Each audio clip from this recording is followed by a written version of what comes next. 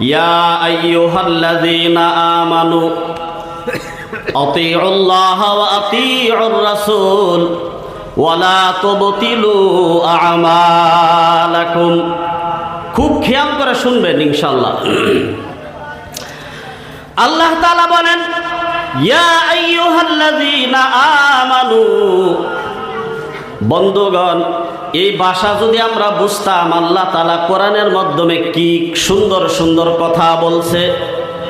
আল্লাহর নবী বলেন, বান্দা যদি কোরআনের কথাগুলো বুঝতে পারত, তারপরে যদি কোরআন পড়তে পারত, কোরআন পড়তো, কথাগুলো বুঝতো, দুনিয়ার এমন কোনো মেশিন নাই যে তাকে বাধা দিবে, তার চোখ দিয়া 2 ফোঁটা পানি বের হবে না। বান্দা কোরআন বুঝে বুঝে যদি তিলাওয়াত করে, সম্মুখে কোরআন থাকবে। আল্লাহর নবী বলেন, খায়রুল কালামি কালামুল্লাহ, যে ব্যক্তি আল্লাহ তাআলার কোরআন তিলাওয়াত করে সে যেন সরাসরি আল্লাহর সাথে কথা বলে। সুবহানাল্লাহ।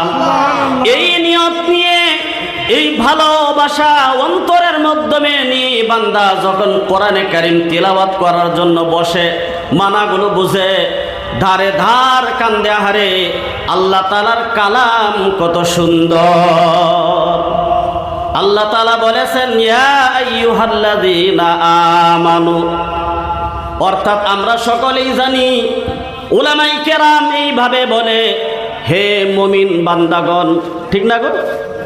ইয়া আইয়ুহাল্লাযীনা আমানু, হে মুমিন বান্দাগণ।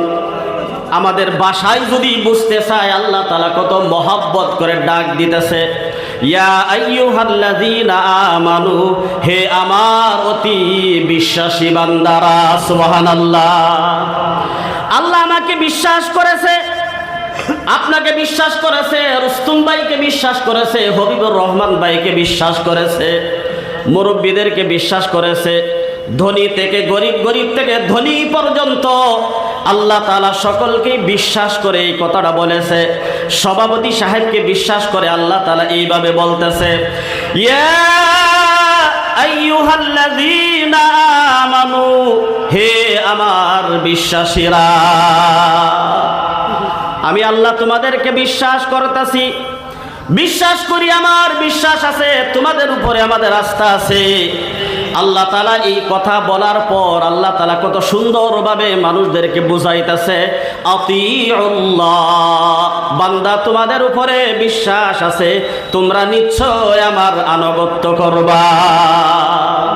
আল্লাহর এই বিশ্বাস যে বান্দা, যারা বিশ্বাসী, যাদেরকে বিশ্বাস করছে, বান্দা আমার আনুগত্য করবে। এটা আমাদের ভাষায় আমি একটু তর্জমা ব্যাখ্যা করে বুঝাইতেছি যে, আল্লাহ তাআলা বলেন, তোমাদের কাছে আমার বিশ্বাস আছে, দুনিয়ার জমিনের মাধ্যমে যাওয়ার পর, দুনিয়ার মাধ্যমে যাওয়ার পর বান্দা তোমরা আমার আনুগত্য করবা। আমার আনুগত্য সারা দুনিয়ার জমিনের মাধ্যমে, গলার মাধ্যমে ছুরি লাগলেও অন্য কেউ আনুগত্য করবে না। আনুগত্য কি হিসাবে হবে বন্ধুগণ? দোকানের মাধ্যমে যদি যায়, বিশ্বাস কাকে বলে? দোকানের মাধ্যমে যায়, ভালো ভালো দামি দামি রসগোল্লাগুলো আয়নার গ্লাসের ভিতরের মাধ্যমে রাইখা দিছে। দোকানদারে বললে, ভাই আমি একটা রসগোল্লা খাবো, দাম কত? বলে 20 টাকা। সাথে সাথে প্লেট দিয়ে আবার একটা ছোট্ট সামিজ দিয়া দেয়, ভাই খান। খাওয়ার পরে বান্দা যে আশা করেছে, এই আশাটা, তার তৃপ্তিটা মিলে, আমি 20 টাকা গেলেও কিন্তু মনটা চাইছে রসগোল্লা খাওয়ার কারণে সুন্দরভাবে খাইলাম, তৃপ্তি মিলে না গো? কিন্তু ঠিক এই রসগোল্লা যে নামটা সুন্দর, একটা কাগজ আর একটা কলম হাতের মাধ্যমে নিয়ে যদি বান্দা বারবার করে সুন্দরভাবে রসগোল্লা যদি আঁকার পরে এই রসগোল্লার টুকরাটা যদি মুখের মাধ্যমে দেয়, কোনো স্বাদ লাগবে? লাগবে গো? যেমন কাগজের রসগোল্লা মুখের মাধ্যমে দিলে যেমন স্বাদ লাগে না, বন্ধুগণ, একজন মানুষ নাম যদি আব্দুল্লাহ তার থাকে, নাম যদি তার আব্দুর রহমান থাকে, নাম যদি তার আব্দুল মুতালিব থাকে, এক কথাই বোঝা লাগবে যদি মানুষটা মুসলমান হয়, কিন্তু আল্লাহ তাআলার আনুগত্য সারা বান্দা মুসলমান হতে পারবে না। বাস্তব গুল্লা খাইলে রসগোল্লা যেমন স্বাদ লাগে, তার যেমন সুন্দর ফেস টু ফেস খাওয়ার পরে যেমন স্বাদটা সে পাইছে বন্ধুগণ, কাগজের গোল্লার মাধ্যমে যেমন স্বাদ নাই। শুধু মুসলমান নাম দিয়া যদি আল্লাহর আনুগত্য না করে, মুসলমান হওয়ার কোনো যোগ্য রাখে না। বলেন নাউজুবিল্লাহ। আল্লাহ তাআলা আনুগত্য কাকে বলে বিশ্বাস করি। আল্লাহ তাআলা বলেছেন, বান্দা আমার আনুগত্য করো। আল্লাহ তাআলা বলেন আনুগত্য কিভাবে করবা। আল্লাহর নবী সাল্লাল্লাহু আলাইহি ওয়াসাল্লাম বলেছেন, সাহাবা জিজ্ঞাসা করলো, হযরতে আব্দুল্লাহ ইবনে মাসউদ রাদিয়াল্লাহু আনহু বলেন, ইয়া রাসূলুল্লাহ আইয়ুল আমালি আহাব্বু ইলাল্লাহ। এমন একটা সুন্দর কাজ আমাকে বলেন, এমন একটা ভালো কাজ আমাকে বলেন, যেই কাজটা আল্লাহ তাআলা অনেক মুহাব্বত করে, ভালোবাসে, আল্লাহর কাছে অনেক পছন্দ ওই কাজটা। যে এমন একটা কাজ আমাকে বলেন যেই কাজটা আল্লাহ তাআলার ভালো লাগে, আল্লাহ তাআলার পছন্দ হয়। বন্ধুগণ, এক চেংরা বেড়া চাকরি পাইছে, দেখতে অনেক কালা, কিন্তু মনে মনে মনে ঠাই করছে, কঠোর হয়েছে যে আমি যদিও কালা হই, আমি একটা বিয়া করবাম, বউটা অতি সুন্দর থাকবো, বউটা বহুত সুন্দর থাকবো, সুন্দর বউ ছাড়া আমি কি করতাম না, বিয়া করতাম না। তখন যখন এইটা টাটকা হইয়া যখন বানছে, নিয়ত করছে যে আমি কালা হইলে কি হইব, সুন্দরী মেয়ে ছাড়া আমি বিয়া করতাম না। এই যেদিকে শুনেন, যে সুন্দরী মেয়ে ছাড়া আমি বিয়া করতাম না। তখন মুরব্বীরা মেয়ে দেখছে, ওহন হ্যাঁ যে কাল্যার কাল্যা, তারে যদি দেহে বউয়ে তাটাই বিয়া বইতো না। তো মুরব্বীরার কিন্তু একটা টেকনিক আছে। তখন তারা কইছে যে আমরা ছেলে মাশাআল্লাহ চাকরি করে, ছেলের কথা হইছে আমরা মুরব্বীরা যারে পছন্দ করবাম হ্যাঁ তারই বিয়া করব। হ্যার পছন্দ না আমরার পছন্দ, হ্যাঁ বিয়া করব। মুরব্বীরা তো দেখতেছে যে হ্যাঁ যেরকম দেখা যায় চেহারা পাতি সুন্দরী মেয়ে, তো তারা চাইতে পারে, নাও চাইতে পারে। তখন বিয়ার দিন তারিখ মেয়ে দেখা ঠিক করছে। বিয়া শাদী পড়ানির পর যখন বাড়ি তাইনা বাসর রাতের মধ্যে দিছে, জামাই বাবু যখন মেয়ের ঘুমটা উঠাইছে, মেয়ে যখন জামাইয়ের দিকে চাইছে, চায়ারে বেউস হয়ে পড়ে গেছে গা। হারে আমি একজন মেয়ে, গ্রামের সুন্দরী মেয়ে, আর আমারে একটা কালা জামাইয়েরটাই বিয়া দিছে। তখন কতক্ষণ পরে হুশ হইছে, হ্যাঁ উঠছে, তাইনি উঠার পরে ধৈর্য ধরছে, সবর ধরছে যে এখন বিয়া তো হইয়াই গেছে, যেহেতু আবার স্বামী, এখন যদি তারে আমি স্বামী বললে গ্রহণ না করি, আমি মুসলমান, মরার পরে আল্লাহ তাআলা আমার জিজ্ঞাসা করব। মেয়েরা আছেন দিনদার।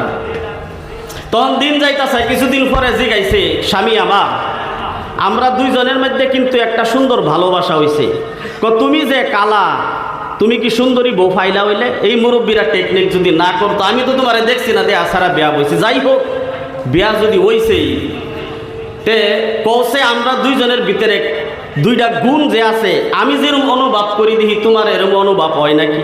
বলে কি গুণ আছে আমার তো জানা নাই। দুইটা গুণ হয়েছে, একটা এটাই, তুমি যে কালা হইয়া যে আমার সুন্দরী একটা মেয়ে বিয়া করছো, তুমি আমার দেখার লগে লগে কি মনে মনে কি ভাব হয়? আমি শুকরিয়া আদায় করি, আল্লাহ আমি যে একটা কালা ছাড়া এরপরে তো সুন্দর বিয়া করছি, এটা কই আল্লাহ তাআলা প্রশংসা করি। মেয়ে বলতেছে সুবহানাল্লাহ। তোমার ভিতরে কি গুণটা আছে? আমি যে একটা সুন্দরী মেয়ে, তুমি যে একজন কালা ছেঁড়া, আমি দেখে দেখে তোমারে তওবা করি, আস্তাগফিরুল্লাহ, আল্লাহ আমার নসিবে একটা কালা ছেঁড়া মিলাইয়া দিলা। কোদে হ তুমি শুকরিয়া আদায় করো, আল্লাহ তাআলা তোমারেও সওয়াব দেয়, আমি তোমারে দেখে তওবা করি, আল্লাহ আমার গুনাহ মাফ করে। কোন তারা দুইজনের মধ্যে তো দুইটা গুণ পাইছে। তবে আল্লাহ তাআলা মাখলুকাতরে সৃষ্টি করছে, কালা হোক সুন্দর হোক, যেই হোক, ধনী হোক গরিব হোক, আল্লাহ তাআলা সকলকে একবারে ডাক দিছে আমার বিশ্বাসীরা। সুবহানাল্লাহ বলেন। ইয়া আইয়ুহাল্লাযীনা আমানু আতিউল্লাহ। আল্লাহ তাআলা বলেন, বান্দা ও আমার বিশ্বাসীরা শুনো, তোমরা আমার আনুগত্য করো। আল্লাহর নবী সাল্লাল্লাহু আলাইহি ওয়াসাল্লাম বলেন, আনুগত্য কাকে বলে এই কথাটা বোঝানোর জন্য আল্লাহর নবী সাহাবায়ে কেরামকে বললেন। হযরত ইবনে মাসউদ রাদিয়াল্লাহু আনহু জিজ্ঞাসা করার সাথে সাথে এই হাদিসের মাধ্যমে আল্লাহর নবী তিনটা কথা বলেছেন। কয়টা কথা গো? এক নাম্বার কথা হলো ক্বালান নবী সাল্লাল্লাহু আলাইহি ওয়াসাল্লাম, আল্লাহর নবী বলেন আল্লাহর আনুগত্য হলো as-salatu আলা ওয়াক্তিহা। এক নাম্বার আনুগত্য হলো, মনে রাখবেন আল্লাহ তাআলার আনুগত্য কাকে বলে। আল্লাহর নবীর অগণিত হাদিস আছে, আনুগত্য অনেক হাদিসের মাধ্যমে রয়েছে। আমি একটা হাদিস তার থেকে তুলে ধরলাম বোঝানোর জন্য, আমলের জন্য, যাতে আমাদের আমল করা সহজ হয়। বন্ধুগণ, আল্লাহর নবী বলেন as-salatu আলা ওয়াক্তিহা, as-salatu আলা ওয়াক্তিহা। এক নাম্বার আল্লাহর আনুগত্যর পরিচয় হলো যে বান্দা সময় মতো নামাজ আদায় করে। বলুন সুবহানাল্লাহ। সময় মতন যে ব্যক্তি নামাজ আদায় করে, এক নাম্বার আল্লাহ তাআলার আনুগত্যর পরিচয় হলো। তার মানে বোঝা গেল নামাজের মাধ্যম দিয়ে আল্লাহ তাআলার ভালোবাসার, প্রেম ভালোবাসার একটা সম্পর্ক রাখছে নামাজের মাধ্যম দিয়া। আল্লাহ তাআলা বলেন, বান্দা দুনিয়ার মাধ্যমে তুমি যত বড় মানুষ হয়ে যাও না কেন, বান্দা তুমি দুনিয়ার মাধ্যমে সবাই তোমাকে ভালোবাসক না কেন, তোমার ধন সম্পদের অভাব নাই, দুনিয়ার মাধ্যমে প্রেম ভালোবাসার তোমার অভাব নাই, কিন্তু তোমার জিন্দেগির মাধ্যমে যদি নামাজ না থাকে, জিন্দেগির মাধ্যমে যদি আল্লাহর গোলামি নামাজ যদি সময় মতনে আদায় না থাকে, বান্দা কিয়ামত হয়ে যাবে, আমার সম্পর্কের সাথে তোমার ভালোবাসা হবে না। আল্লাহর ভালোবাসা, আল্লাহ তাআলা বলেন ভালোবাসা যদি পাইতে চাও তাহলে সময় মতনে গিয়া আল্লাহ তাআলাকে সিজদা দাও। অন্য হাদিসের মাধ্যমে বলেছেন, বন্ধুগণ, এই যে যারা এশার নামাজ আদায় করেছেন জামাতের সহিত, নামাজ পড়ার পর কেউ আসে আল্লাহর আশিক, রাত্রে 12টা পার হয়ে যাওয়ার পর গভীর রজনীতে দেখবেন উঠে ঠান্ডা পানি দিয়ে ওযু করে, দেখবেন মুসল্লা বিছায়া ঘরের মাধ্যমে নির্জনে আল্লাহ তাআলাকে ডাকে, তাহাজ্জুদের নামাজ আদায় করে, বান্দা সিজদার মাধ্যমে মাথাটা টেকায়া দিয়া বান্দা ধারে ধারে কাঁদতে থাকে, আল্লাহ আমি তোমার গোলাম, আল্লাহ আমি তোমার গোলাম, 5 ওয়াক্ত নামাজ আদায় করি, আল্লাহ জানি না নামাজ কি কবুল হয় কি হয় না গো আল্লাহ, আল্লাহ আমি তোমার গোলাম, দুনিয়ার মাধ্যমে অনেক অপরাধ আমি করছি গো আল্লাহ, আল্লাহ আমি দুনিয়ার মাধ্যমে আসার পর জানি না কোন গুনাহটা আমার দ্বারা হয়ে গেছে, আল্লাহ আমার দ্বারা অনেক অপরাধ অন্যায় হয়ে গেছে, আল্লাহ তুমি যদি না মাফ করো আল্লাহ, তাহলে এমন কোনো ক্ষমতা নাই মরার পরে আল্লাহ আমাকে কেউ ক্ষমা করবে।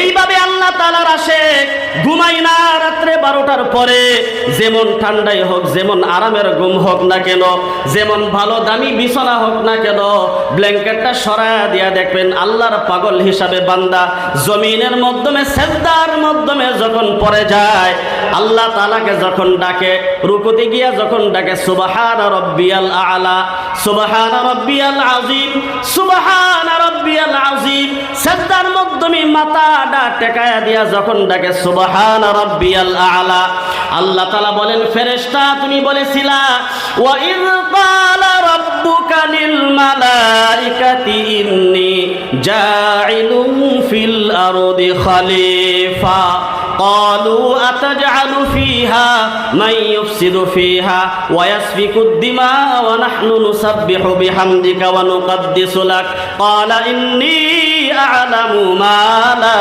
تعلمون। আল্লাহ তাআলা বলেছেন, ফেরেশতা দুনিয়ার জমিনের মাধ্যমে আমি একজন খলিফা বানাইতে চাই, জিম্মাদার আমি বানাইতে চাই। ফেরেশতা বলেছেন, আল্লাহ ওদেরকে যদি তুমি দুনিয়ার জমিনের মাধ্যমে নায়েব বানাও, খলিফা বানাও, ওরা জমিনের মাধ্যমে গিয়া মারামারি করবে, হানাহানি করবে, আল্লাহ জমিনের মাধ্যমে রক্তপাত করবে, আল্লাহ আমরাই তো তোমার জন্য প্রশংসা করনেওয়ালা, আমরাই তো যথেষ্ট তোমাকে ডাকনেওয়ালা, আল্লাহ অনুসাব্বিহু বিহামদিকা ওয়া নুকাদ্দিসু লাক ক্বালা ইন্নী আ'লামু মা লা তা'লামুন। আল্লাহ তাআলা বলেন, ফেরেশতা আমি যা জানি তোমরা তা জানো না। ও ফেরেশতা শুনো, যে বান্দাকে, যে বিশ্বাসীদেরকে, যে মাখলুককে দুনিয়ার জমিনের মাধ্যমে বানানোর জন্য তুমি আমাকে মানা করেছিলা, দেখ রাত্র 12টা পার হয়ে গেছে, সবাই ঘুমায়া গেছে, নির্বিড়ি জায়গার মাধ্যমে আর কোনো আলাপ আলোচনা নাই, সবাই আরামের ঘুম ঘুমাইতেছে। দেখ বস্তির মাধ্যমে, সমাজের মাধ্যমে, এলাকার মাধ্যমে কেউ নাই, বান্দা একা একা উঠে আমার ভয়ে, কবরের ভয়ে সেজদার মাধ্যমে মাথা টেকায়া কান্তাছে। আল্লাহ তাআলা বলেন, বান্দা শুন, এই যে সেজদার মাধ্যমে মাথা লাগায়া যে আমাকে তুমি ডাকতেছো, আমাকে কোনোদিন দেখো নাই, নবীকে কোনোদিন দেখো নাই, নবী দুনিয়ার থেকে বিদায় হয়ে গেছে। নবীর ভালোবাসায়, আমার ভালোবাসায় সেজদার মাধ্যমে মাথা লয়া যখন কান্তাছো, আল্লাহ তাআলা বলেন, ফেরেশতা তুমি সাক্ষী হয়ে যাও, ওই মানুষটাকে আমি জান্নাতের জন্য রিজার্ভ করে দিলাম। সুবহানাল্লাহ, নারে তাকবীর। এই হলো 1 নম্বর আনুগত্য। যে আল্লাহকে ভালোবাসে সে দুনিয়ার সব কিছুকে সে ভালো পায় না। যে আল্লাহকে মহব্বত করে দুনিয়ার সব কিছু সে নিজের পায়ের নিচের মাধ্যমে রাখে। একটু আপনারা চিন্তা করে বলেন, এই যে দুনিয়ার মাধ্যমে দামি স্বর্ণ একটা বস্তু কোথা থেকে সৃষ্টি হয়েছে? স্বর্ণ কোথায় পাওয়া যাইব? মাটির জমিনের নিচে স্বর্ণ। যত দামি দামি বস্তু আছে, পেট্রোল মনে করেন, ডিজেল মনে করেন, খাদ্য যা কিছু সামগ্রী মনে করেন, আল্লাহ তাআলা এই জমিন থেকে সবকিছু সৃষ্টি করেছে। যেরকম কথা ঠিক কিনা? জমিন থেকে সব কিছু সৃষ্টি করেছে। আল্লাহ তাআলা বলেন, জমিন থেকে যে উৎপাদন হয়েছে, স্বর্ণ হয়েছে, পেট্রোল হয়েছে, তেল, নানান রকমের তেল হয়েছে, দামি দামি বস্তুগুলো আমি আল্লাহ তাআলা জমিন থেকে সৃষ্টি করেছি। কিন্তু আমি জমিনকে দামি বানাই নাই। আল্লাহ তাআলা বলেন, যেই জমিন থেকে স্বর্ণ বের করলাম, যেই জমিন থেকে আমি পেট্রোল বের করলাম, যেই জমিন থেকে আমি ডিজেল বের করলাম, যেই জমিন থেকে মানব মণ্ডলীর জন্য খাদ্য বিতরণ আমি জমিন থেকে সৃষ্টি করলাম, একটু চিন্তা করে দেখেন, আল্লাহ তাআলা আবার এই জমিনটাকে মানুষের পায়ের নিচে রাইখা দিয়েছে। সুবহানাল্লাহ। তার মানে হলো দুনিয়ার কোনো দাম নাই বন্ধুগণ, দুনিয়ার কোনো দাম নাই। দুনিয়ার মাধ্যমে যত দামি দামি বস্তু আছে, কিছুর দাম নাই। এই জমিনটাকে মানুষের পায়ের নিচে রাইখা আল্লাহ তাআলা বোঝাইতেছে, বান্দা দুনিয়ার মহব্বত যদি, এই দুনিয়াটার মহব্বত যদি একটা মাছির পাকার সমতুল্য হইতো, কয়টা মাছি? মাছি চিনেন গো? মাছের কিন্তু খুব পাওয়ার। এই যে মশা আছে, এই মশার পাখা, এই মশার পাখার সমতুল্য যদি এই দুনিয়াটার হইতো, আল্লাহ তাআলা কয়, যারা নাফরমান, যারা আমাকে বিশ্বাস করে না, যারা কোরআন মানে না, যারা নবীকে মানে না, যারা আমি আল্লাহর গোলামি করে না, এই দুনিয়ার দাম যদি একটা মশার পাখার সমতুল্য হইতো, আমি আল্লাহ তাদেরকে 1 ঘুট পানি দিতাম না পান করার জন্য। সুবহানাল্লাহ। তাহলে দুনিয়ার কোনো দাম আছে গো? কিন্তু মশার যে একটা চরিত্র আছে, এই মশার চরিত্র যদি, সাহস যদি আমরা যদি আমাদের ভিতরে নিতে পারি, তাহলে এই চরিত্রটাই বান্দাকে জান্নাতি বানাইতে অতি সহজ হয়ে যাবে। সুবহানাল্লাহ, যথেষ্ট। দেখুন মশার কত পাওয়ার। আপনি ধরেন এই সমষ্টির এমএলএ যে আছে, এই সমষ্টির এমএলএ গিয়ে রাস বাজারে গিয়ে আপনি একটা সিম দিতে পারবেন? দিবার ক্ষমতা আছে, কিন্তু এই সাহসটা কেউরই নাই, কিন্তু মশার আছে। হে যতই দামি হোক, দেখবেন তারে কামড়াইতেছে। যে পুলিশ লাঠি লইয়া মানুষরা দৌড়ায়, আবার এই পুলিশেরও দেখবেন মশা কামড়াইতেছে। সাহস কথা নিয়ে দেখেন, হাতি অত বড় দানব একটা জিনিস, দেখবেন হাতির শরীরেও হে কামড় দিতেছে। আল্লাহ তাআলা কো, বান্দা দুনিয়ার মধ্যে আমি মাখলুক সৃষ্টি করেছি, কোনোটারই এমনি সৃষ্টি করছি না। তার ভিতর থেকে একটা গুণ যদি তোমরা নিবার পারো, আর এই গুণটা যদি নিজের জিন্দিগির মাধ্যমে বসায় আমল করতে পারো, তাহলে এই একটা গুণই তোমাকে জান্নাতি বানায় দিব। জোরে বলুন সুবহানাল্লাহ। মশার যেমন পাওয়ার, আল্লাহ তাআলা বলেন, বান্দা একটা চরিত্র তোমার জিন্দিগির সাথে তুমি মিলায়া নাও, মশার যেমন পাওয়ার যেমন সাহস, এই একটু সাহস যদি আমাদের ভিতরে থাকে বন্ধুগণ, এই ভিতরে মশার সাহসী পাওয়ারটা থাকতে হবে ঈমানের পাওয়ার। আল্লাহ তাআলা বলেন মশার একটা চরিত্র তোমার ভিতরে তুমি ঢুকায় নাও, তোমার ঈমানের একটা শক্তি তুমি বাড়ায় নাও। বন্ধুগণ, হে আমার বান্দা বিশ্বাসীরা, এই ঈমানি শক্তি যদি মশার সমতুল্য যদি সাহস হিসাবে বাড়াইতে পারো, দুনিয়ার জমিনের মাধ্যমে যত ফিতনা তোমার সম্মুখে আসো, তোমার গলার মাধ্যমে ছুরি লাগবে কিন্তু তুমি সিজদা থেকে দূরে থাকবে না। সুবহানাল্লাহ। বন্ধুগণ, এই কারণেই বলছি ভালোবাসা হতে হবে নামাজের মাধ্যম দিয়া। যার জিন্দিগির মাধ্যমে নামাজ নাই সে তার ভালোবাসা আল্লাহর সাথে নাই। 2 নাম্বার পয়েন্টটা নেন বন্ধুগণ, আল্লাহর নবী সাল্লাল্লাহু আলাইহি ওয়াসাল্লামকে জিজ্ঞাসা করেছেন আইয়ুল আমালি আহাব্বু ইলাল্লাহ। আল্লাহর নবী 2 নাম্বার আমলটা বলেছেন, 2 নাম্বার গুণটা বলেছেন হাদিসের মাধ্যমে। একটা হলো নামাজ, একটা হলো নামাজ সময় মতনে নামাজ আদায় করা, নির্ধারিত সময় মতনে আল্লাহকে সাজদা দেওয়া, আল্লাহর আনুগত্য করা, আল্লাহর গোলামি করা। 2 নাম্বারটা হলো ক্বালান নবী সাল্লাল্লাহু আলাইহি ওয়াসাল্লাম, জিজ্ঞাসা করার পর নবী বলতেছে বিররুল ওয়ালিদাইন। নামাজ পড়ে বসে থাকলে হবে না, তোমাকে মানুষে নামাজি বলবে। বন্ধুগণ, নামাজ পড়ে পাগল হয়ে যাও, যেই মানুষটা হজ করে আসলো, যেই মানুষটা তাহাজ্জুদের নামাজ আদায় করে, যেই মানুষটা নফল ইবাদত বন্দিগির মাধ্যমে মশগুল থাকে, মাথার মাধ্যমে সুন্দর টুপি দাড়িগুলো অনেক লম্বা, জুব্বা গায়ের মাধ্যমে, পাগড়ি মাথার মাধ্যমে, মানুষে দেখলে তাকে সালাম দেয়, কিন্তু তার জীবনের মাধ্যমে বিররুল ওয়ালিদাইন পিতা মাতার আদর্শ নাই। নামাজ পড়ে কথা ঠিক কিন্তু মা বাবাকে মোহাব্বত করে না, নামাজ পড়ে কথা ঠিক কিন্তু মা বাবার খেদমত করে না।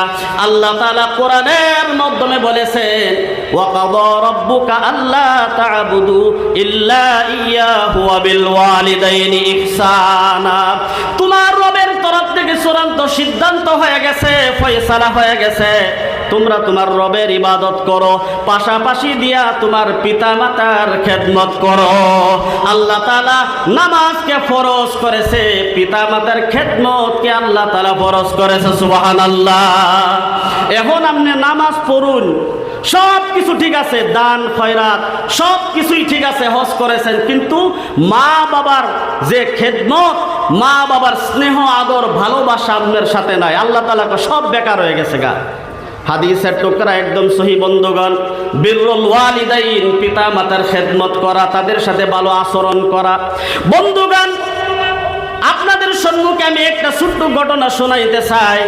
একজন মা বাবা বহুত মহব্বত করে, তার একজন সন্তানকে লেখাপড়া করাইছে। বন্ধুগণ, মা কিতাবের মাধ্যমে লেখা, অন্য বাড়ির মাধ্যমে কাজ কাম করে, মানুষের থালা বাসি দোয়া, মানুষের বাড়ির মাধ্যমে গোবরের গইডার এটা আগে বানাইতো, মুট্টা বানাইতো, মুট্টা চিনেন গো,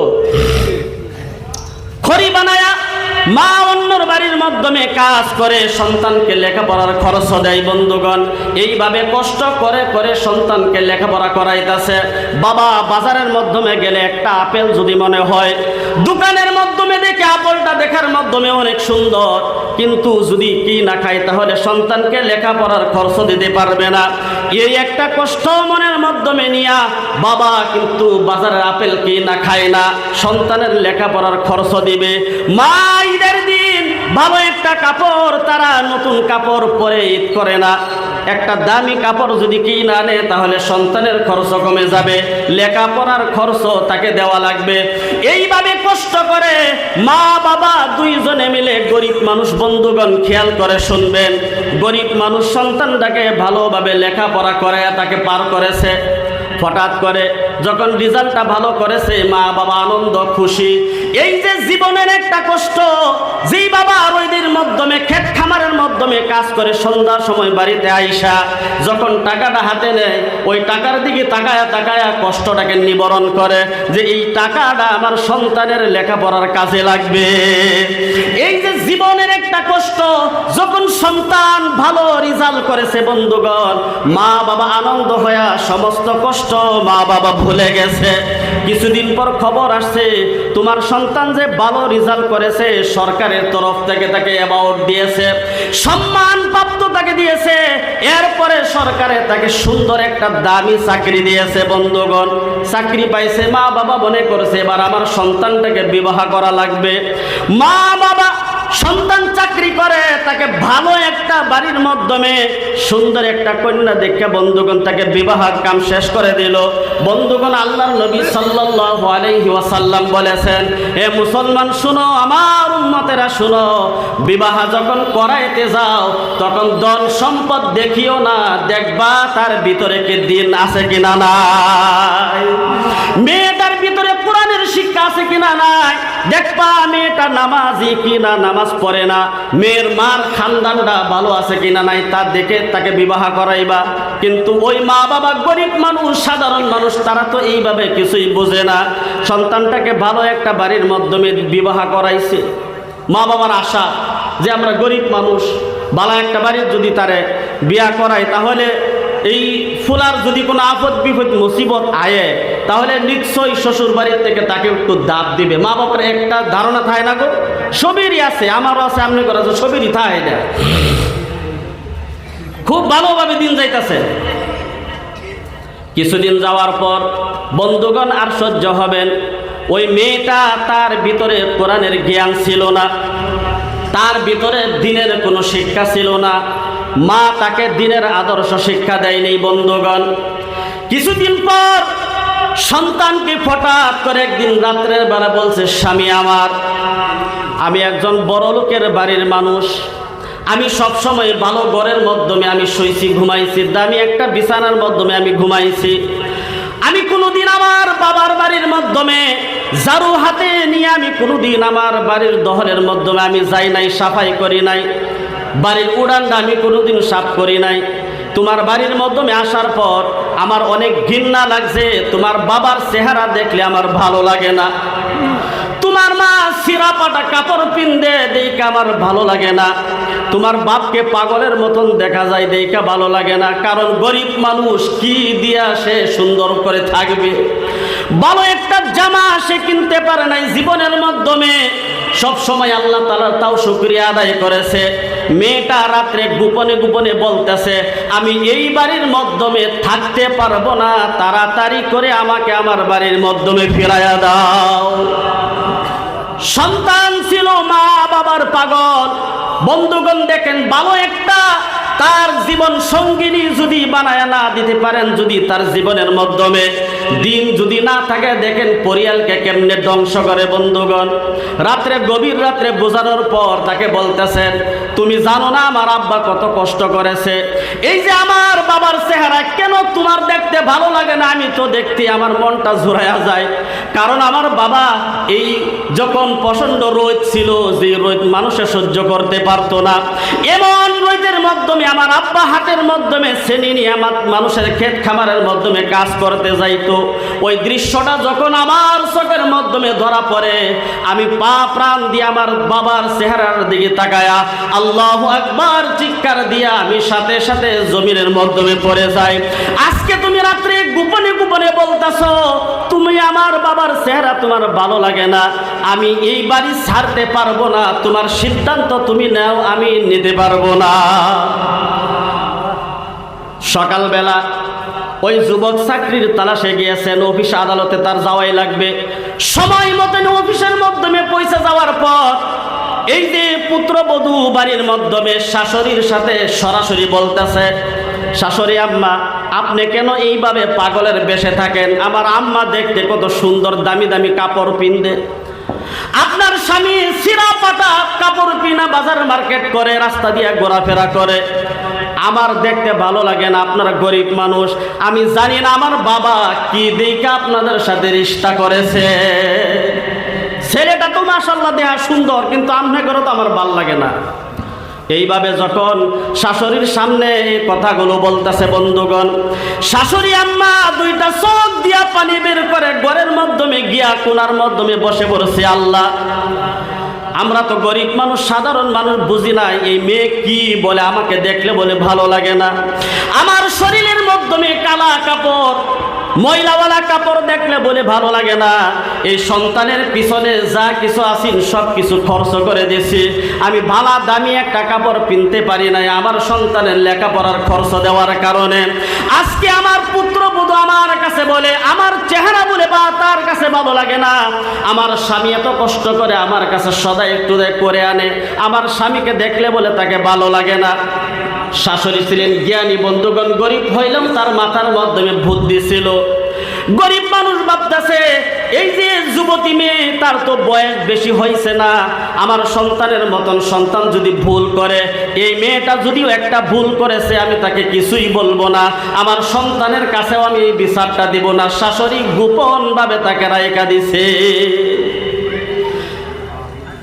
বন্ধুগণ আমার, শাশুড়ি গোপন করে যখন রাখলো কোনো কথাই বলে না। রাত্রে বেলা যখন স্বামী আবার অফিস থেকে ফিরে আসছে, গোপন ভাবে আবার বলতেছেন তুমি জানো না তোমার বাড়ির মাধ্যমে আমার মন টিকে না, আমার মন লাগে না, তাড়াতাড়ি করে আমাকে আমার বাড়ির মাধ্যমে পৌঁছায়া দাও, না হয় এই মুহূর্তের মাধ্যমে তুমি আমাকে তালাক দিয়া দাও, এই মুহূর্তের মধ্যে আমার তালাক দাও, নাহলে আমি তোমার বাড়িতে থাকতাম না। এই গান্ডাকি এই গরিব মানুষ আমার ভালো লাগে না। এই গরিব মানুষটি ছেলেরে চাকরি পর্যন্ত পড়াইছে, এখন বলে তার গরিব মানুষ ভালো লাগে না। ছেলে ফজরের নামাজ পড়ে আল্লাহর কাছে হাত বাড়ায় কাঁদতেছে, মাবুদ রে কি অপরাধ আমি করছি যে মা বাবা দুঃখ করে আমাকে লেখাপড়া করাইছে কষ্ট করে, আজকে এই মা বাবাকে ছেড়ে শ্বশুর বাড়ির মধ্যে ঘর জামাই যাওয়া লাগে, না হয় বিবিকে তালাক দেওয়া লাগে। আল্লাহ আমি কোনটা করব? একবার মা বাবার চেহারার দিকে তাকাই, আরেকবার বিবির চেহারার দিকে তাকাই, বিবিরে কি সর্বনাশ করলি। আমি যদি মা বাবাকে ছেড়ে দেই সুন্দরী বউ আমি হারায়া ফেলবো, আর যদি সুন্দরী বউকে তালাক দেই তাহলে মা বাবাকে কেমনে আমি ছাইরা দেই। একটা চিন্তার মাধ্যমে পড়ে গিয়া সেজদার মাধ্যমে পড়ে কাঁদতেছে, আল্লাহ একটা রাস্তা আমাকে দাও, রাস্তা আমাকে দাও। বন্ধুগণ শয়তানের সাথে সাথে আইসা ধোঁকা দিছে, আরে বেকল যদি সুন্দরী বউ তুই তালাক দিস তোর জীবনের মাধ্যমে আর সুন্দরী মেয়ে খুঁজে পাইবে না, তোরা যে গরিব মানুষ সুন্দরী মেয়ে আর পাইতি না তুই। এক কাম কর, মা বাবাকে কিছুদিনের জন্য বাড়ির মাধ্যমে ছাইরা দে, তুই কিছুদিনের জন্য শ্বশুর বাড়ির মাধ্যমে চলে যাই। বিররুল ওয়ালিদাইন নবী বলেছেন মা বাবার সাথে সুন্দর আদর্শ জটাও, মা বাবার সাথে ভালোবাসা বৃদ্ধি করো, মা বাবার খেদমত করা ফরজ, মা বাবার খেদমত করো। বন্ধুগণ দেখেন শয়তান তাকে কেমনে ধোঁকা দিয়া দিল, সাথে সাথে বাড়ির মাধ্যমে আসার পর শয়তানের ধোঁকার মাধ্যমে পড়ে গেছে, বলতেছে যাও যাও আমার মা বাবাকে ছেড়ে দিলাম কিন্তু তোমাকে ছাড়তে পারবো না। এই কথাটা বন্ধুগণ মা বাবা জানে না। মা বাবাকে বলছে দেখো তোমাকে দেখলে বলে ভালো লাগে না, বাবার কথা আমার কাছে বিচার দেয়, তোমার কথা আমার কাছে বিচার দেয়। মা তোমার মহব্বত আমার দিলের মাধ্যমে আছে, মা তোমাকে আমি অনেক ভালোবাসি, আমার আব্বাকে আমি অনেক ভালোবাসি। মা কেমনে বলবো আমি কিছুদিনের জন্য শ্বশুর বাড়ির মাধ্যমে থাইকে আসি, দুই একটা টাকা পয়সা যদি জমা করতে পারি ওই জায়গার মাধ্যমে থাইকে আমি সুন্দর একটা বাড়ি করব, সমস্যার সমাধান হয়ে যাবে। মা বাবা বলতেছে সন্তান রে যা যা যা, তোকে আমাদের ভালোবাসায় তোকে আমি বিদায় দিয়ে দিলাম। শ্বশুর মশাই যখনই শুনছে জামাই বাবু সব কিছু ফেলে দিয়া মা বাবাকে ছেড়ে দিয়ে আমার বাড়ির মাধ্যমে আসতেছে, এই একজন তার মেয়ে ছিল, কোনো ছেলে মেয়ে ছিল না। বাড়ি যাওয়ার সাথে সাথে বলতেছে জামাই বাবু আইসুন ভালো হয়েছে, আমাকে আল্লাহ তাআলা অনেক ধন সম্পদ দিয়েছে, অনেক টাকা পয়সার মালিক আল্লাহ আমাকে বানাইছে, অনেক ধন সম্পদ আল্লাহ দিয়েছে, শুকরিয়া আদায় করি। জামাই বাবু আপনাকে একটা রাস্তা আমি দেই, বলে গ্রহণ করবেন? বলে ভালো হইলে গ্রহণ করব। জামাই বাবুকে বলতেছেন এই মুহূর্তের মাধ্যমে আমি আপনাকে একটা টিকিট করে দিই, লন্ডনের মাধ্যমে একটা আপনার চাকরি হয়ে যাবে, মোটা অঙ্কের বেতন পাবেন, কিছুদিনের মাধ্যমে প্রতিষ্ঠিত হইতে পারবেন। ওই তার কথার মাধ্যমে পড়ে গিয়া সাথে সাথে লন্ডনের টিকিট কাইটা লন্ডন চাকরি করার জন্য রওনা হয়ে গেছে।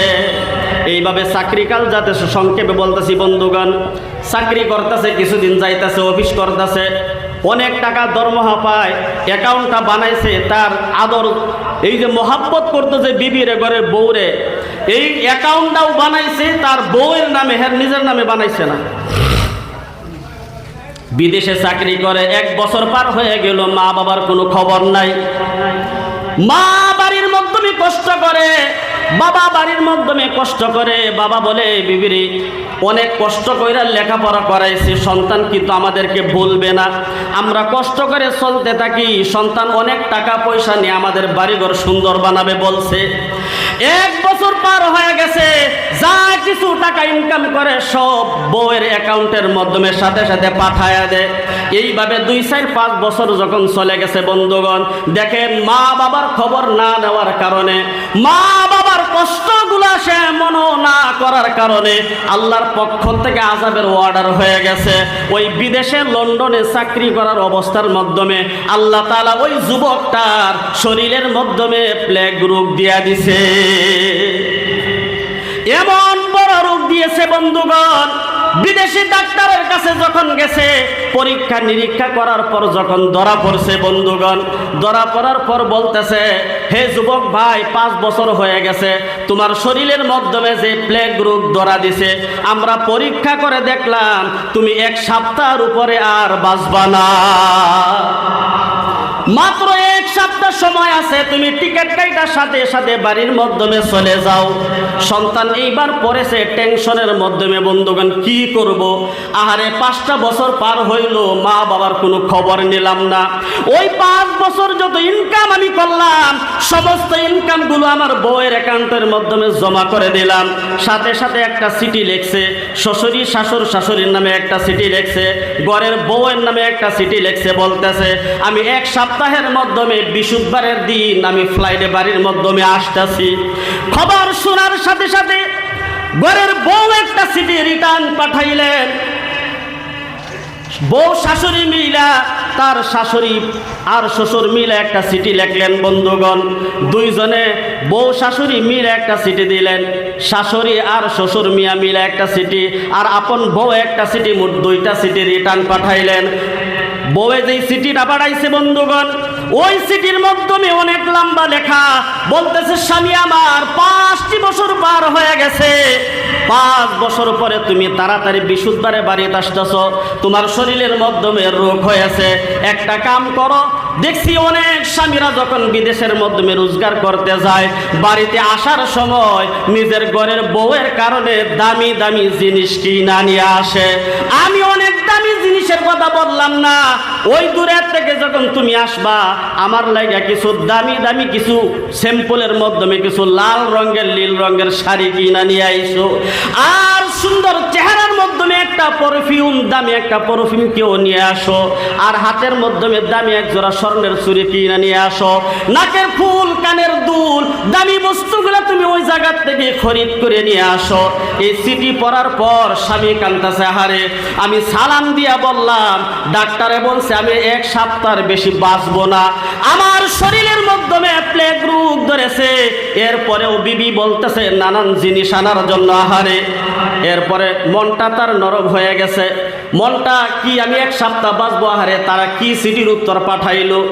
এবার শ্বশুর আর শাশুড়ি মিলা যে চিঠিটা পাঠাইছে, এই চিঠিটাও সে খুলছে, খুইলা বলতেছে, জামাই, আমার আদরের জামাই, 5 বছর পর তুমি বাড়ির মাধ্যমে ফিরে আসতেছো, তোমার যাতে মনে থাকে ওই বিদেশের একটা সিন আমার 2 জনের জন্য তুমি কিনা নিয়ে আইসো, তোমার শ্বশুরের জন্য দামি একটা স্যুট নিয়ে আইসো, আর আমার জন্য ভালো 1 জোড়া জেওয়ার তুমি নিয়ে আইসো। আমার লাগে একটা ভালো দামি জেওয়ার, তোমার হৌরের লাগে একটা স্যুট লয়ে আয়োজে। এই 2টা সিডি যখন খুলছে, খুললাই কান্তাছে, কি সর্বনাশ করলাম, 5 বছর ইনকাম করলাম, 5 বছরের ইনকাম সবগুলো ইনকাম আমি আমার বিবির অ্যাকাউন্টে পাঠাইয়া দিলাম। আজকে আমার শরীরের মাধ্যমে বড় রোগ ধরেছে, প্লেগ রোগ ধরেছে, তারা জানবার পাইছে আমি 1 সপ্তাহের বেশি বাঁচতাম না। এরপরেও আমার জন্য কোনো দোয়া করে না, দোয়া না কইরা নানান রকমের জিনিস তারা দাবি করছে। এই বলে কান্তাছে, আহারে বাড়িতে যাইবো না বিদেশের মাধ্যমে ফাঁসি লইয়া মরবো। এই দুঃখে দুঃখিত হইয়া কান্তাছে। এরপরে মনে করছে যেহেতু 5 বছর মা বাবার খবর নিলাম না, এই দুঃখে বলতেছে দেখি মা বাবার জন্য একটা চিঠি লিখি, দেখি মা বাবার উত্তরটা দেশের থেকে কি ফিরে আসে। একটা চিঠি লিখছে, মা বেয়াদবি ক্ষমা করবা, বাবা আমার বেয়াদবি ক্ষমা করবা, আজকে 5টা বছর হয়ে গেছে আমি কোনো খবর তোমাদের লই নাই, আব্বা আমাকে মাফ করে দাও, মা আমাকে মাফ করে দাও, এই 1 সপ্তাহের বৃহস্পতিবারে আমি বিদেশ থেকে বাড়িতে আসতেছি। 2 দিন পর আবার পিয়ন তার বাড়ির সামনে হাজির হয়ে গেছে, দরজার মাধ্যমে আওয়াজ দিছে, বলে কি, বলে তোমার দেশের থেকে চিঠি আসছে। চিঠিটা হাতে পায়া দেখছে মা বাবার চিঠি। বন্ধুগণ, ওই চিঠিটা বুকের সাথে জড়ায়া বিছানার মাধ্যমে শুয়ে রয়েছে। আমার শ্বশুর শাশুড়ি দামি দামি জিনিস চাইছে, আমার বউ লম্বা একটা স্লিপ লেখা দিছে, অনেক ধরনের বস্তু আনা লাগে, জিনিস আনা লাগে। জানি না মা বাবা চিঠির মাধ্যমে কি নেওয়ার জন্য লেখছে। বন্ধুগণ, মনটা চাই চিঠি খুলবো, আবার মনটা চাই না চিঠি কেরাসিন দিয়া জ্বলায়া ফালাইব। অবশেষে বলে দেখি মা বাবা চিঠির মাধ্যমে কি লেখছে। যদি মা বাবাও জিনিসের আবদার জানায়, এই যে ঘরের দরজাটা লাগায়া ফাঁসি লইয়া বিদেশে মরবো, এই মুখ আর দেশের মাধ্যমে দেখাইব না। কি চিন্তা করতেছে। চিঠিটা খুলছে, খোলার পর সর্বপ্রথম দেখে মা ডাক দিছে, ও আমার আদরের সন্তান। 2 নম্বরে ডাক দিছে, পিতা ও আমার আদরের সন্তান, 5টি বছর পার হয়ে গেছে, একটা দিন তুমি কোনোদিন ফোন করেও খবর নিলা না, আমি অনেক অসুস্থ, বুড়া হয়ে গেছি, চলতে পারি না। মা বলতেছে, বাবারে 10 মাস 10 দিন তোকে পেটের মাধ্যমে ধারণ করেছি, 5টি বছর পার হয়ে গেছে, তোর মনের মাধ্যমে একবারও কি লাগছে না মা দেশে কি হালেতে আছে? বাবা জানি না তুমি বিদেশের মাধ্যমে কোন অবস্থায় আছো, ও আমার আদরের সন্তান, শুনছি তুমি বৃহস্পতিবার দিন বাড়ির মাধ্যমে ফিরে আসবা। খবরের মাধ্যমে, পত্রিকার মাধ্যমে অনেক খবর শুনি, বিদেশ থেকে রোজগার করে যখন বাড়ির মাধ্যমে রওনা দেয়, অনেক মানুষ ফ্লাইটের মাধ্যমে অ্যাক্সিডেন্ট হয়ে মারা যায়। মা এইভাবে কথাগুলো বলতেছেন, সন্তান তুমি বিদেশ থেকে বাড়ির মাধ্যমে ফিরবা। এই বলে আমি মা 2টা ছাগল আমি রাখছিলাম, আমার বাড়ির মাধ্যমে 2টা ছাগল আমি পালতাম, তুমি সন্তান ভালোভাবে যাতে বাড়ির মাধ্যমে ফিরে আসো, এই হিসাবে এই বিষয়ে তোমার ভালো কামনা করে আমি মা আমার 2টা সন্তান মিসকিনদেরকে সদকা করে দিছি। সুবহানাল্লাহ। এইভাবে চোখের পানি নিয়ে সন্তান কাঁদতেছে। যেই মা বাবার 5টি বছর আমি খবর নিলাম না, যেই মা বাবার খবর নিলাম না কি হালাতের মাধ্যমে আছে, মা বলে আমার জন্যে ভালোভাবে বাড়িতে ফেরার কারণে মা 2টি ছাগল আমার কারণে সদকা করে দিছে। এইভাবে সিঁড়িটা পড়তাছে আর কান্তাছে, আহারে 5টি বছর আমি কাকে খাওয়াইলাম, কার খবর আমি 5টি বছর নিলাম, কার অ্যাকাউন্টের মাধ্যমে টাকা দিলাম তারা জিনিস চাইলো, আর যার খবর নিলাম না সে আমার জন্য ছাগল সদকা করেছে। এরপরে বাবা 2 নম্বরের মাধ্যমে লেখছে, সন্তান আমার তুমি যতদিন পর্যন্ত বাড়ির মাধ্যমে না ফিরো, আমি তত দিনের জন্য জামাতের মধ্যে নাম লাগাই দিলাম। আমি আমার সন্তানের ভালোবাসার কামনা করে সন্তান যাতে ভালোভাবে দেশের মাধ্যমে ফিরে আসে, আমি যতদিন পর্যন্ত তুমি বাড়ির মাধ্যমে ফিরে না আসো ততদিন পর্যন্ত আমি জামাতের মাধ্যমে নামটা লাগাইয়া দিলাম। সন্তান এই বিষয়টা পড়ার পর 2টা চোখ বেয়ে বেয়ে পানি পড়তেছে, আরে আমি কি সর্বনাশ করলাম, যেই বাবার খবর আমি কোনোদিন নিলাম না, ওই বাবা আমি বাড়িতে ভালোভাবে যাতে ফিরে যায় এই কারণে জামাতের মাধ্যমে নাম লাগাইয়া দিছে। মা 2টা ছাগল সদকা করে দিছে। 3 নম্বরে মা আবার বলতেছে, সন্তান শুনো, যতদিন নাকি তোমার চেহারা আমি না দেখি ততদিন পর্যন্ত মা আমি প্রত্যেক দিন একটা একটা করে আল্লাহর দরবারে রোজা রাখবো। এইভাবে মা কষ্ট করে কথাগুলো যখন লেখছে, সন্তান চিঠির মাধ্যমে পরে আর কান্দে, হারে কি সর্বনাশ করলাম, আমার শ্বশুর শাশুড়ির জন্য যদি কিছু নাও নেই, আমি আমার আমি আমার ঘরের বউয়ের জন্য যদি বিদেশ থেকে কিছু নাও নেই, কিন্তু এই দুইটা মানুষের জন্য জিনিস না নিতে আমি ভুলবো না। এই বলে আবার ওই জায়গা থেকে রওনা হয়ে গেলেন। বন্ধুগণ দেখেন আল্লাহ তাআলার কত বড় কুদরত। ডাক্তার বলেছে 1 সপ্তাহ তুমি বাঁচবে, 1 সপ্তাহ হায়াত তোমার আছে। যেই রোগ তোমার ধরছে রোগের কোনো মেডিসিন নাই, কোনো ডাক্তারের চিকিৎসা করে তোমার রোগ ভালো করতে পারবে না। বন্ধুগণ বিররুল ওয়ালিদাইন বুঝাইতে গিয়া বলতেছি, বন্ধুগণ দেখেন ওই সন্তান ফ্লাইটের মাধ্যমে উঠে মাকে একটা ফোন করে বলছে, মা আমি ফ্লাইটের মাধ্যমে উঠতেছি, তোমরা এয়ারপোর্টে আইসো যে আমাকে নেওয়ার জন্য। এইভাবে দোয়া নিয়া সন্তান বিদেশ থেকে বাড়ির মাধ্যমে রওনা হয়ে গেছে। বন্ধুগণ ওই দিক দিয়া মা বাবা সাথে সাথে মা বাবা এয়ারপোর্টের মাধ্যমে গেছে, ওই দিক থেকে বাড়ি থেকে তার শ্বশুর বাড়ি থেকে শ্বশুর গেছে, শাশুড়ি গেছে, তারা ধনী মানুষ গাড়ি একটা প্রাইভেট ভাড়া করে নিয়ে গেছে। যখন জাহাজটা ফ্লাইট যখন এয়ারপোর্টের মাধ্যমে অবতরণ করেছে, বন্ধুগণ দরজাটা যখন খুলছে, খুইলা ব্যক্তি যখন হাতের মাধ্যমে নিয়ে টুকটুক করে হাইটে আসতেছে, বলতেছে আগায়া আগায়া তার শ্বশুর শাশুড়ি গেলেন, তারপরে তার ঘরের আপন বউ গেলেন। ঘরের শ্বশুর শাশুড়ি গিয়া বলতেছেন, জামাই বাবু তুমি দেশের মাধ্যমে আসছো, তোমার শ্বশুরের তোমার শ্বশুরের একটা সুট আনার জন্য বলছিলাম কোথায়, আমার জন্য দামি এক জোড়া জেওয়ার আনার জন্য বলছিলাম কোথায়। বলতেছেন আব্বা আম্মা আমার কাছে অনেক টাকা পয়সা আছে, আমার বউয়ের অ্যাকাউন্টের মাধ্যমে অনেক টাকা পয়সা আমি জমা করছি, চিন্তা করিয়েন না, আমি মার্কেট থেকে দামি দামি কিনাই না দিব, আমার শরীরের মাধ্যমে অসুখ, আমি বাঁচবো না, আমাকে তাড়াতাড়ি করে বাড়ির মাধ্যমে নিয়ে যান। শ্বশুর বলতেছে এমন জামাই আমার লাগবো না, জানে 1 সপ্তাহ বাঁচবো, তোমার শাশুড়ির জন্য আনে নাই। শাশুড়ি বলতেছেন এমন জামাই আমার লাগবো না। 2 নম্বরে ঘরের আপন বউ গিয়া বলতেছে, লম্বা একটা রিসিপ্ট তোমাকে লেখা দিছিলাম, কি আনছো? একটা জোরে থাপ্পড় দিয়া বলতেছে, তুমি নিজেও জানো আমি 1 সপ্তাহ বেশি বাঁচতাম না, এরপরেও জিনিস চাও, আমার অসুখের খবর তুমি নিলা না। বলে আনছি না, কিচ্ছুই আনছি না। বলে আনছো না, আমি এখনই তোমার তালাক দিয়া দিলাম, এরকম জামাই আমার আর লাগতো না। তালাক তো দিবেই, জানতাছে 1 সপ্তাহ বেশি আর বাঁচত না। বউ তালাক দিয়া শ্বশুর শাশুড়ি সকলেই বিদায় হয়ে গেছে। সন্তান তাকায়া দেখে মা বাবা এয়ারপোর্টে তার সন্তানের জন্য আসছে কিনা। যেহেতু 5টি বছর পার হয়ে গেছে, সন্তান মা বাবার কোনো খবর নেই নাই।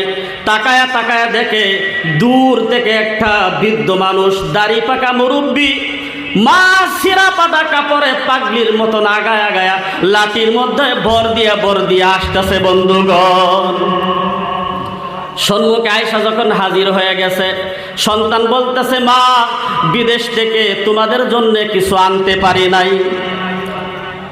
সন্তানকে মা একটা গলার গালের মাধ্যমে থাপ্পড় দিয়া বলতেছেন, বিদেশ থেকে কিছু আনার জন্য তুমি কি বলে, তোমাকে আমি বলি নাই?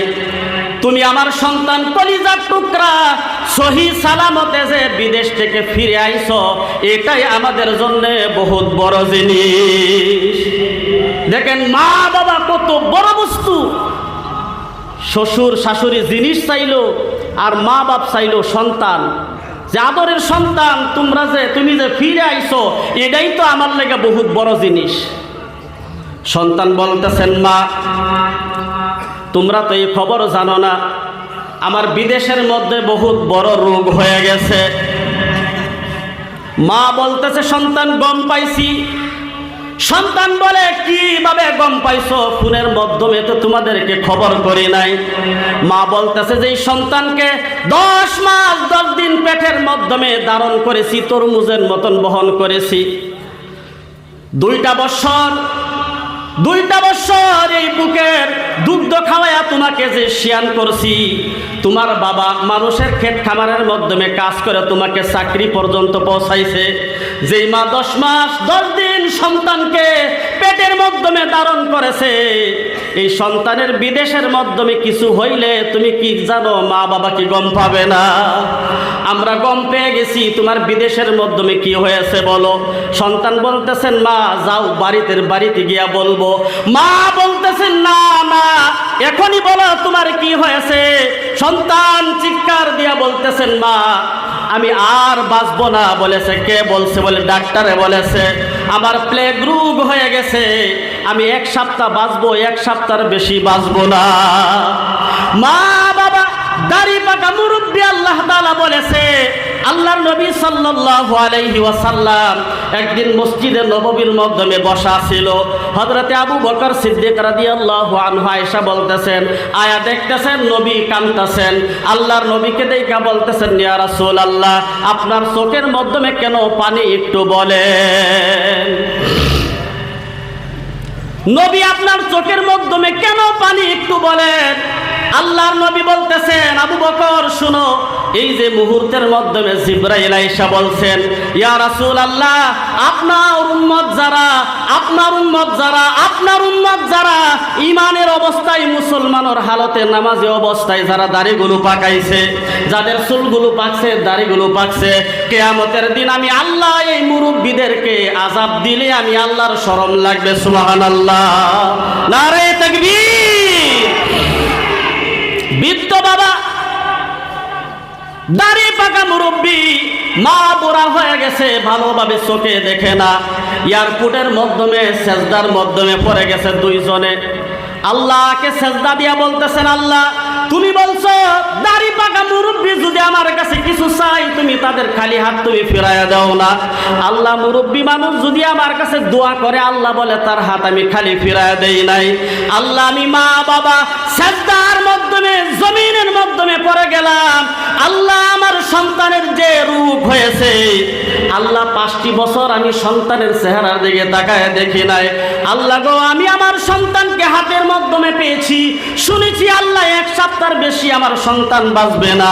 আল্লাহ আমরা মাথা সেজদার মাধ্যমে লাগায়া দিলাম। আল্লাহ আমার সন্তানের হায়াত বাড়ায়া দাও। তোমার কুদরতি ডাক্তার থাকে, তোমার কুদরতি ডাক্তারখানা থেকে চিকিৎসা করি আমাদের সন্তানের বেমারকে তুমি ভালো বানায়া দাও। আল্লাহ যতক্ষণ পর্যন্ত সন্তানের বেমার শিফা না হবে, আল্লাহ সন্তানের বেমার ভালো না হবে, আমি মা বাবা মাথা সেজদা থেকে উঠাবো না। শ্বশুর শাশুড়ি জামাই কি এয়ারপোর্টের মাধ্যমে তালাক দিয়া চলে গেছে, কিন্তু মা বাবা সেজদার মাধ্যমে পড়ে গেছে, এরপরেও সেজদা উঠাই নাই। মা বলতেছেন আল্লাহ আমার হায়াত যতটুকু আছে, আমার স্বামীর হায়াত যতটুকু আছে, আল্লাহ আমরা আর বাঁচতে চাই না, আমাদের দুইজনের হায়াত আমার সন্তানের নামে লেখা দাও। আমরা দুনিয়ার থেকে বিদায় হয়ে যায়, আমার সন্তানকে দুনিয়ার মাধ্যমে বাঁচায়া হয়ে যাও। আল্লাহর পক্ষ থেকে কুদরতি হিসাবে ডাক এসে গেছে, এ বৃদ্ধ বুড়ি, হে বৃদ্ধ মুরব্বী তোমরা মাথা উঠাও, হে সন্তানের মা বাবা মাথা উঠাও। তোমরা যেইভাবে স্বীকার করতেছো সেজদার মাধ্যমে গিয়া, যেইভাবে কাঁদতেছো, তোমাদের সেজদা আমি আল্লাহ তাআলা কবুল করে নিয়েছি। তোমার সন্তানের বেমার আমি আল্লাহ তাআলা কুদরতি ডাক্তারখানা থেকে চিকিৎসা করিয়া জীবনের জন্য বেমারকে শিফা করে দিলাম। সুবহানাল্লাহ। এই হলো বিররুল ওয়ালিদাইন। এই মা বাবার খেদমত করার জন্য বলেছে বন্ধুগণ। আমার বন্ধুগণ, মা বাবা যখন দুনিয়ার থেকে বিদায় হয়ে যায়, আল্লাহর নবী সাল্লাল্লাহু আলাইহি ওয়াসাল্লাম বলেছেন মা বাপ যারাই হয়েছেন তারাই দুনিয়ার মাধ্যমে সন্তানের আমির সাহেব। সন্তানের জন্য পিতা মাতা হয়েছে জিম্মাদার। আল্লাহর নবী বলতেছেন আপনারা আপনার সন্তানদেরকে ভালো শিক্ষা দেন, লক্ষ কোটি টাকার মালিক বানায় হয়ে যাওয়ার কোনো জরুরত নাই, পয়সা জমা করা লাগবে না, সম্পদ সন্তানের জন্য জমা করা লাগবে না। সন্তানের রিজিক আমি আল্লাহর আমার হাতের মধ্যে, সে রিজিক তালাশ করবে, তার নসিবে যা লেখা আছে। আপনি আপনাদের সন্তানকে ভালো শিক্ষা দিয়া দুনিয়ার থেকে আসেন, ভালো শিক্ষা দিয়ে গেলে লাভটা কি হবে বলেন? সন্তানদেরকে ভালো শিক্ষা দিয়া সন্তানদেরকে দুনিয়ার মাধ্যমে লালন পালন করেন। ভালো শিক্ষা দিলে কি হবে বন্ধুগণ? একজন সন্তান যদি থাকে আল্লাহ তাআলার পবিত্র কোরআনের হাফেজ বন্ধুগণ, একজন সন্তান যদি হক্কানি আলিম থাকে বন্ধুগণ, মা বাবার জন্য কি লাভ হবে একটু শুনেন বন্ধুগণ। বিররুল ওয়ালিদাইন, কোন সন্তানে মা বাবার খেদমত করে আমার বন্ধুগণ? মা বাপ যদি দুনিয়ার থেকে বিদায় হয়ে যায়, দেখবেন যে জায়গার মাধ্যমে কবর গড়ান করা হয় বন্ধুগণ, যে জায়গার মাধ্যমে লাশটা শোয়ায়াত হয়ে আসে, বছরকে বছর পার হয়ে যায়, মা বাবা কোথায় আছে সন্তান কিন্তু খবর রাখে না। রাখে গো? যদি আপনার সন্তান থাকে কোরআনওয়ালা, যদি আপনার সন্তান থাকে একজন হক্কানি আলিম যদি তাকে বন্ধুগণ, রাস্তা দিয়া যখন হাইটা যাবে, কমপক্ষে সপ্তাহে একদিন শুক্রবার দিন নিশ্চয় মা বাবার কথা মনে পড়বে। মাদ্রাসা ছুটি হয়ে গেছে, দেখবেন টুকটুক করে ফজরের নামাজ পড়ে হাঁটতে হাঁটতে কবরের পাশে গিয়া দাঁড়ায়া গেছে, দেখবেন কবরের পাশে দাঁড়ায় দেখবেন কোরআন তিলাওয়াত করতেছে। আলহামদুলিল্লাহি রাব্বিল আলামিন আর রহমানির রহিম মালিক ইয়াউমিদ্দিন ইয়্যাকা না'বুদু ওয়া ইয়্যাকা নাস্তাঈন ইহদিনাস সিরাতাল মুস্তাকিম সিরাতাল্লাযীনা আন'আমতা আলাইহিম গায়রিল মাগদুবি আলাইহিম ওয়ালাদ-দাল্লিন।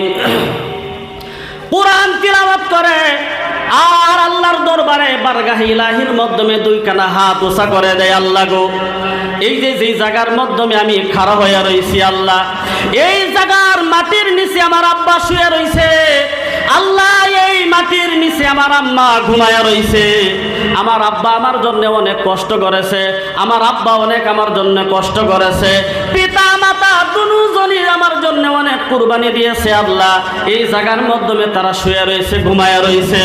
আল্লাহ তোমার কালাম সত্য, তুমি বলছো কোরআন তিলাওয়াত করে যদি দোয়া করা হয়, সন্তান যদি মা বাবার জন্য দোয়া করে, হাদিসের মধ্যে লেখা, সন্তান যখন হাত বাড়ায়, আল্লাহ তুমি আমার মা বাবাকে মাফ করে দাও, আল্লাহ তুমি আমার মা বাবাকে মাফ করে দাও, এইভাবে যখন দোয়া করে বন্ধুগণ, আল্লাহ তাআলা সন্তানের চোখের পানি নাকের টুকরায় আসার আগে আগে আল্লাহ তাআলা সন্তানের বাপ পিতা মাতার কবরটাকে জান্নাতের বাগান বানায় দেয়। সুবহানাল্লাহ, নারে তাকবীর, নারে তাকবীর।